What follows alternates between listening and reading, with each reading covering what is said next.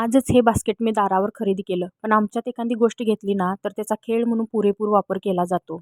जोपर्यंत खेळून मन भरत नाही ना तोपर्यंत ती वस्तू सोडलीच जात नाही.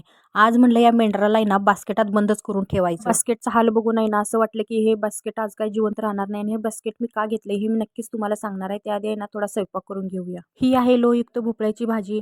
यासाठी मी वेगळी काही कढई वापरली नाहीये. मी आधीच भाकरी करून घेतलेली.